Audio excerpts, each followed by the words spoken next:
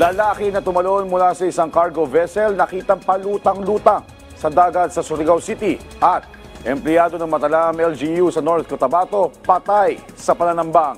Si Gab Villegas sa detalye.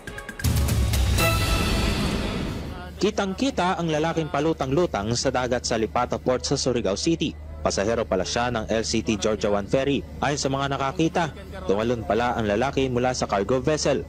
Isang maliit na bangka ang sinubukan siyang i-rescue. Pero pagbalik niya sa barko, wala nang malay ang hila-hila niyang pasahero. Sinubukan siyang i-revive ng mga rescuer. Dinala pa rin siya sa Caraga Regional Hospital hanggang sa tuluyan ng bawian ng buhay. Ang biktima ay 51 taong gulang na mula Occidental Mindoro. Inaalam pa ang dahilan kung bakit tumalon mula sa barko ang biktima. Kinordonan ang bahaging ito sa bayan ng Matalam sa North Cotabato. Tinambangan kasi ang pick-up truck na minamaneho ni Joseph Ferdinand Jimenez na empleyado ng Matalam LGU. Inabutang wala na siyang buhay sa loob ng sasakyan. Sa inisyal na investigasyon, pinagbabaril ang biktima ng riding in tandem na sakay ng motorbike. Umabot sa 14 na basyo ng bala ang na-recover sa crime scene. Inaalam pa ang mga sospek at motibo sa pamamasang. Bulto-bulto ng hinihinalang shabu at limpak-limpak na salapi.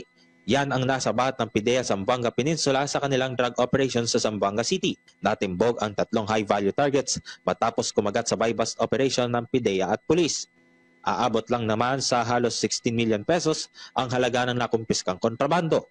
Patuloy na pinaghahanap ang isang kasabwat ng mga suspect na naka-eskapo sakay ng pick-up truck. Gab Humilde Villegas para sa Pambansang TV sa Bagong Pilipinas.